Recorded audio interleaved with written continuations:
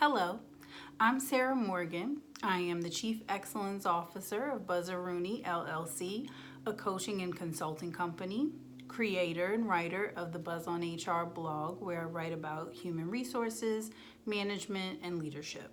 Host of the Leading in Color podcast, where I speak and interview leaders about creating positive workplace experiences and culture through intentional inclusion.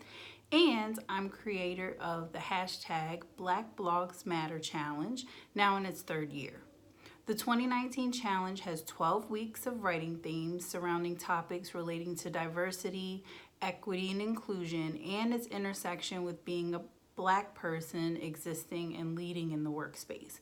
We're in week 7, and the theme is Modern Toms and Thomasinas.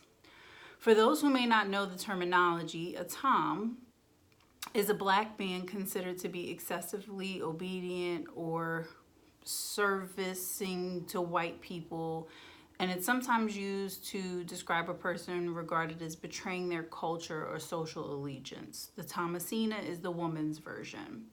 The original reference comes from the Harriet Beecher Stowe book, Uncle Tom's Cabin, which was about a Black slave man and his interactions with other slaves and his white masters during slavery. It's considered the best-selling book of the 1800s, selling over 300,000 copies in the first year of publication. Harriet Beecher Stowe was an abolitionist from Connecticut, and she developed the idea for the novel from interviews she'd conducted with successful runaway slaves from the South about their experiences and their faith. And this was pre-Civil War time. Slavery was still going strong, and the abolitionist movement was still pretty much in its early days. So it was a big deal for a woman to write something like this. She was an ally for runaway slaves, and like all allies, she didn't always get it right. Harriet Beecher Stowe intended for Tom to be seen as this noble hero for befriending whites and forgiving those who sold him away from his family and those who savagely beat him. She wanted Tom to provide a contrast to the Sambo minstrel character who was unintelligent and begrudgingly entertaining, but still underneath was seen as a savage who needed to be controlled. And she assumed Tom would be looked up to by other Blacks as someone to aspire to in their own quest for freedom and healing from the traumas of slavery. She was wrong. First of all, whites in the South fought to stop the book from being published and distributed in their area. They argued that the book depicted slavery as being too harsh and put slave owners in an unfair light. Poor them. As time went on and the book continued in popularity, being converted into stage plays, a miniseries, and a film, white people converted Tom into a minstrel show caricature anyway. And they used his docile nature to promote the continuance of slavery. So now we had Sambo, who needed controlling, and Tom, who liked being a slave. Sickening. And Black people did not view Uncle Tom as someone to aspire to be like. We criticized him for his complete subservience and devotion to the people who continually abused him. Today, someone is called a Tom when they accept whatever treatment is given to them by white people and refuse to consider speaking up or fighting back. That may be because the person doesn't think they can win. So it's better to just do the best you can with what's been given to you and leave the rest to God. It seems more often Black people are conditioned not to speak up or to fight back because they don't even see the mistreatment. They don't recognize microaggressions thrown at them. They don't recognize the opportunities they are denied and passed over for. And if they do, they think it's just not their time yet, that if they keep waiting and working hard and they don't make waves and they don't cause trouble, eventually they'll get the recognition and the advancement. And they hold no grudge or ill will towards white people who mistreat them, even if the mistreatment is obviously deliberate versus coming from a place of unknowing or from a more sincere ignorance. And they get upset with other black people who are vocal about their upset, particularly when we get upset with a white person who didn't mean intentional harm.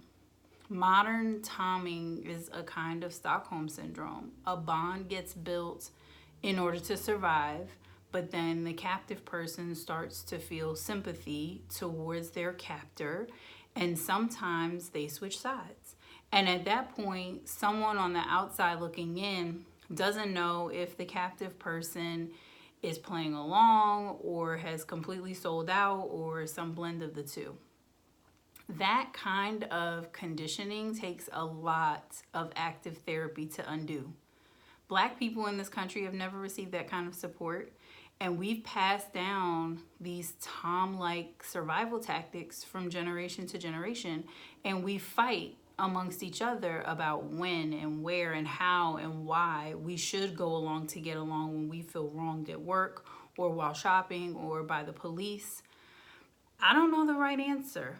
I don't think there is a right answer. I don't think it's fair to tell a traumatized person how and when they have to heal, particularly when the traumatized person is also marginalized by the very society you're sending them back to once they get healed. When I think of Stockholm Syndrome, like most Americans, I think of Patty Hearst. Patty Hearst, who was the granddaughter of William Randolph Hearst, was kidnapped and brainwashed by a group of so-called radicals fighting against what they believed was the wrongful imprisonment of black and brown people. They robbed and they killed to get attention and money for their cause, and Patty was kidnapped by them, and during her captivity, she pretended to switch sides, and eventually she committed crimes with them for their cause, which ultimately she went to jail for. Later, she was paroled and then pardoned, and she's still alive today. And she does occasional appearances, but mostly she does charity work and she raises show dogs. So by all accounts, she's healed and forgiven and she has a normal life now. That's not the case for black descendants of slaves. We didn't get therapy or financial restitution for what we endured. No one helped us make sure we didn't pass down the fear of being killed, abused, starved, separated from our families from generation to generation. We passed our survival instincts down and then we stopped talking about it. We don't talk about it because we want to move beyond it too. But we can't move beyond it because we don't talk about it. And you can't heal what you don't talk about. It's a vicious cycle, coupled with a society at large who is poised to victimize us all over again. It's like taking someone fresh out of rehab, dropping them off at a bar.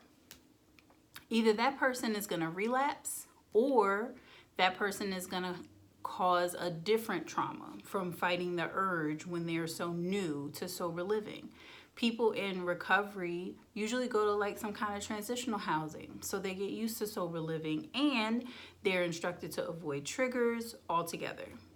Where are black people supposed to go for their transition to sober living? Not work, where we face daily microaggressions regarding our qualifications, how we talk, how we wear our hair, not to mention that pesky pay inequity thing, and not to any other public place where we may be profiled or followed or have the police called on us because we don't look like we're supposed to be there because we're black. So where do we go? I don't like Toms or Thomasinas. I wish we would all be vocal about the disparities we see in the world and how to solve them. Resistance is the only way improvements ever come. I know this. But I also understand why Toms exist. It's hard and exhausting to be aware of these issues and to feel responsible to speak on them all the time. It's emotionally taxing and it's dangerous on many levels. I can understand why it becomes easier not to speak up and to just accept the realities of your circumstances and do the best you can with what you have. Some days I want to do that. Some days I do that. I do just that. I don't post about the latest viral injustice or share the story about the discriminatory thing I personally experienced. I stay woke, but I take naps. The difference, though, is that I'm aware of the issues and I'm not letting anyone off the hook for their actions and outcomes, whether intentional or unintentional. I don't hate white people or anybody else for that matter. I understand that forgiving people for their ignorant actions is necessary. I understand that supremacy and patriarchy and the privileges that come with that causes damage to white people too, just not as much or in the same ways as it does the rest of us. I have awareness and I have compassion for those things. I just believe in accountability and apologies more than someone who has Tom syndrome. And I believe in maintaining proper boundaries with someone so you lessen the chances of being harmed again by their actions. It's great that Toms are able to look beyond the bad things that happen to them and still have faith and believe in the goodness of people. We all need foundation and resilience. I just hope more Toms and Thomasinas realize that they don't need the acceptance or approval from people who've never shown them respect or kindness or honor.